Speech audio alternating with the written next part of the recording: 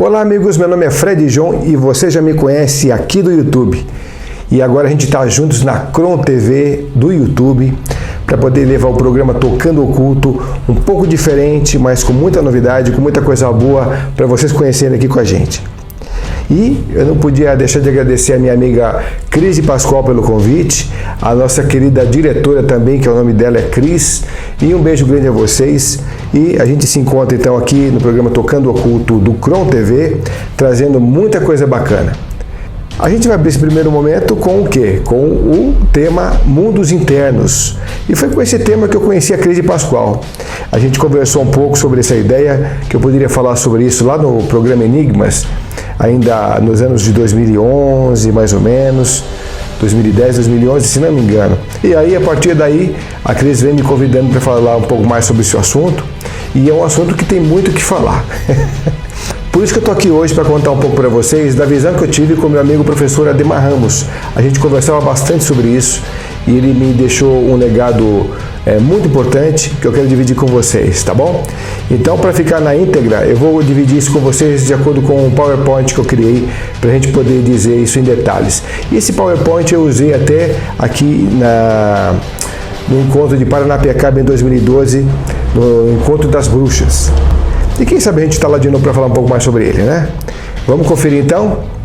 Vamos lá. Entre todas as raças da humanidade, desde o alvorecer dos tempos, existe a tradição de uma terra sagrada ou paraíso terrestre, onde os mais elevados ideais da humanidade são realidades vivas. Este conceito é encontrado nos escritos mais antigos e nas tradições dos povos da Europa, da Ásia Menor, China, Índia, Egito e Américas também. Na Grécia Antiga temos o Monte Olimpo e de Campos Elíseos. Nos tempos védicos primitivos, Rotnasanu, que é o pico da pedra preciosa, Hermadre, que é a montanha de ouro, e Monte Meru, que é o lar dos deuses do Olimpo e dos hindus também. Era a terra de Amente do livro sagrado dos mortos dos antigos egípcios. Era a cidade das 7 pétalas de Vishnu e a cidade dos 7 reis de Edom, ou Éden, da tradição judaica. Em toda a Ásia Menor, não somente no passado, mas também hoje, acredita-se na existência de uma cidade de mistério, cheia de maravilhas, que é conhecida como Shambhala, onde fica o templo dos deuses e também o Erdame dos tibetanos e mongóis. Os persas a denominam Alberdi ou Ariana, os hebreus a chamam de Canaã e os mexicanos de Tula ou Tolã, enquanto os astecas chamavam de Mayapã, os conquistadores espanhóis de Eldorado. Os aborígenes que a chamavam de Manoa ou cidade cujo rei se veste com roupas de ouro. Para os celtas, esta terra sagrada era conhecida como Terra dos Mistérios, Duat ou Dananda. Uma tradição chinesa fala de uma terra de Shivin, ou cidade das 12 serpentes. Na Idade Média, referiam-se a ela como Ilha de Avalon, onde os cavaleiros da Távola Redonda, sob a liderança do rei Arthur e sob a orientação do mago Merlin, iam em busca do Graal Sagrado, o símbolo da obediência, da justiça e da imortalidade. Esta terra é o Alala, dos alemães, o Monte Salvar, dos Cavaleiros do Graal Sagrado, a Utopia, de Thomas More, a Cidade do Sol, de Campanella, a Shangri-La, do Tibete, e Agartha, do mundo budista. E falando de Agartha, a gente vai trazer para vocês um pouquinho do que é Agartha pela visão teosófica, e também, logo mais, a gente vai ter todo a explanação dos 4 mundos, que é Shambhala, Agartha, Duat e Badagas, ok? Então, lembrando um pouquinho de Agartha agora, que é o mundo subterrâneo, onde a palavra Agartha é de origem budista. As tradições budistas estabelecem que Agartha foi colonizada pela primeira vez há milhares de anos, quando um santo homem conduziu uma tribo que desapareceu sobre a terra. Não há velhice e nem morte por lá. Os mais velhos têm aparência de 30 anos de idade e não ficam doentes. Os sexos vivem separados em Agartha e não existe casamento. Cada um é livre e independente, e um sexo não depende do outro para seu suporte econômico. A reprodução é por partenogênese e as crianças nascidas de mãe virgem são todas do sexo feminino. A sociedade é matriarcal, onde o sexo é normal, perfeito, superior e divino. Crianças são criadas coletivamente por professores especiais e não por famílias. São sustentadas pela comunidade, bem como suas mães. O fluido energético não se perde no sexo, vai para o cérebro. As dietas de frutas e as glândulas endócrinas estão num estado perfeito de equilíbrio e harmonia. São livres de toxinas e conservam sua energia vital e converte ao cérebro superior. As cidades construídas pelos Atlantes foram o refúgio contra a radioatividade produzida pelas guerras. A tragédia que atingiu Atlântida foi devido ao seu desenvolvimento científico ter se adiantado em relação ao seu desenvolvimento moral e resultando então numa guerra nuclear que aqueceu a atmosfera, derreteu as calotas de gelo nos polos e ocasionou um dilúvio terrível que submergiu o continente. Um grupo de sobreviventes conduzido por Noé se refugiou nos planaltos do Brasil, então era uma colônia atlante por aqui, onde construíram cidades subterrâneas interligadas por túneis até a superfície para evitar a destruição pela precipitação radioativa e também pelas inundações. Os ancestrais dos ciganos faziam parte deste contexto, sendo que uma tribo que foi expulsa de lá e trouxe consigo o conhecimento de profetizar por cartas e praticar a leitura de mãos. No livro de Júlio Verne, Uma Viagem ao Centro da Terra, ele descreve as aventuras de um grupo de exploradores que entraram pela cratera de um vulcão e depois de viajar alguns meses, chegaram finalmente ao centro oco da Terra. Um mundo novo, com o seu próprio Sol a iluminá-lo, com oceanos, terras e mesmo cidades de origem atlante. Verne acreditou que, antes da destruição de Atlântida, alguns dos seus habitantes escaparam e se estabeleceram em cidades subterrâneas no centro oco da Terra. E um dado importante e diferente é dizer quem cuida dessas embocaduras, desses portais dimensionais para o interior da Terra. A entrada das cavernas são guardadas pelos índios chavantes e morcegos. A pele é escura e são de pequeno porte, mas de grande força física. O olfato é mais desenvolvido do que o dos melhores cães de caça. Mesmo se eles o aprovem e lhe deixem entrar nas cavernas, não podem permitir que aqueles que entram possam sair. Vivem em cavernas e saem à noite para a floresta circunvizinha, mas não têm contato com os moradores de baixo, habitando uma cidade subterrânea na qual formam uma comunidade autossuficiente com uma população considerável. E de acordo com o livro Terra Oca de Raymond Bernardi, eu enumerei aqui alguns tópicos importantes dentro do livro que vale a pena a gente mencionar aqui. Primeiro, não há realmente Polo Norte ou Sul no lugar onde é suposto que existem. Há realmente grandes aberturas para o interior oco da Terra. 2. Os discos voadores vêm do interior oco da Terra através de aberturas polares. 3. O interior oco da Terra, aquecido pelo Sol central, que é a fonte da aurora boreal, tem um clima subtropical ideal, com temperaturas que geram em torno de 25 graus. Portanto, uma temperatura que nem fria nem quente, é ideal.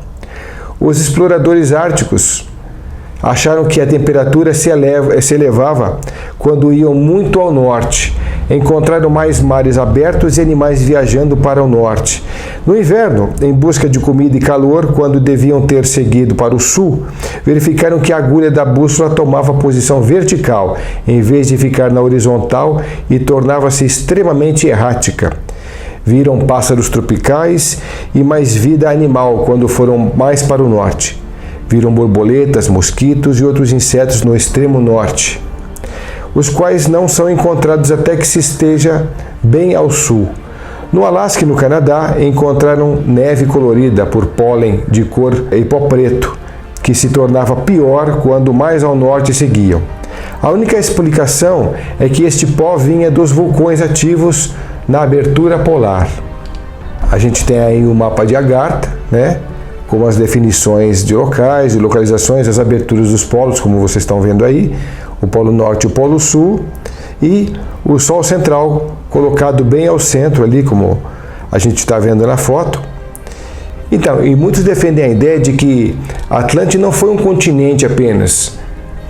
Na verdade, essa ideia era de que a Atlântida era uma era como um todo, assim como um dia da criação. Na teosofia, a gente acredita que a primeira raça mãe foi a raça bórea, depois a gente teve a raça hiperbórea, na sequência a lemuriana, depois a raça Atlante e depois a raça ariana, que é a atual nossa aqui. Aí depois a gente vai ter mais outras duas raças que a gente ainda está caminhando e planejando para seguirmos por ela. E cada raça tem uma composição de 7 sub-raças, depois 7 ramos e por aí vai. É um outro tema esse daí para a gente abordar lá na frente. Mas o que importa é a gente poder definir um pouco mais o conceito de Atlântida, para quem ainda tem algumas dúvidas a esse respeito.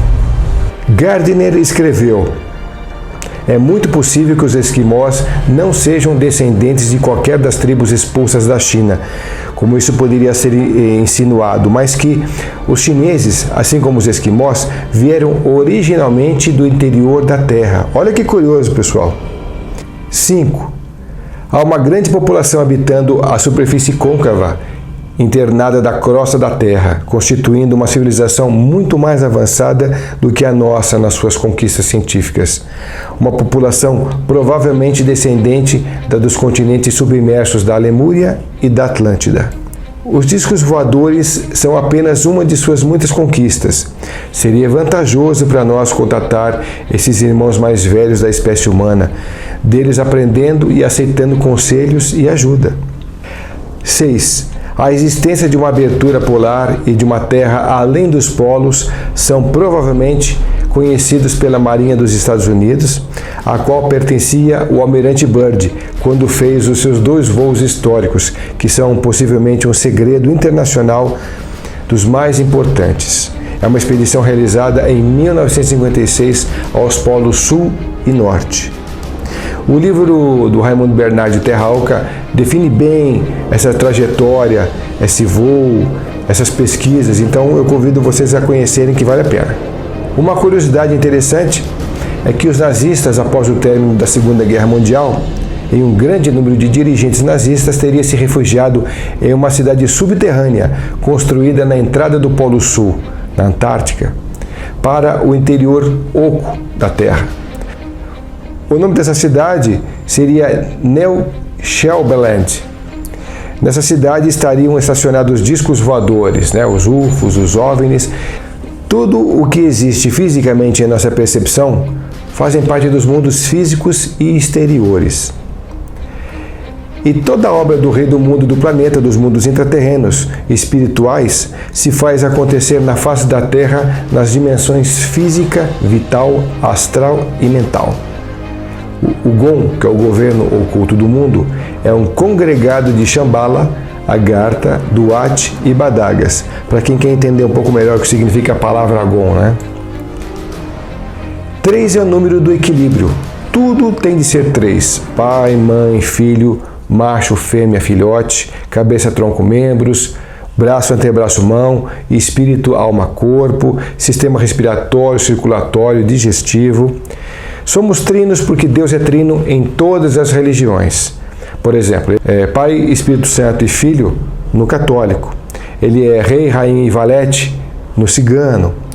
Ele é Osíris, Ísis e Horus no egípcio, por aí vai. E a trindade espiritual que comanda a trindade material é Agartha, Duat e Badagas. E acima do ser humano é a transição, o vital, o astral e o mental. Então temos aquela... Se a gente imaginar que tudo é um corpo só, tem essa definição que eu acabei de falar para vocês aqui dentro dessa ótica que o professor tinha colocado. Então temos para dentro da Terra os 4 mundos que eu falei, Começando com Shambhala, Agartha, Duat e Badagas. Depois temos a Terra, temos o ser humano e depois os mundos físicos, que são os extrafísicos na sequência. Bom, eu espero que vocês tenham gostado dessa pequena introdução aos mundos intraterrenos que eu trouxe para vocês hoje aqui no Cron TV. tá ok? E eu peço a vocês então que deem o seu like, compartilhem esse vídeo, curtam e também deixem seu comentário a respeito do tema que foi apresentado. E eu espero esse feedback para a gente conseguir ir além com outras ideias, outros temas e outras abordagens, ok? Mas vamos ficar ligado que na semana que vem a gente vai falar sobre os mundos internos de Shambhala e de Agartha. Um pouco mais de Agartha de uma forma um pouco diferenciada, ok? Então, obrigado e até lá, pessoal. Valeu!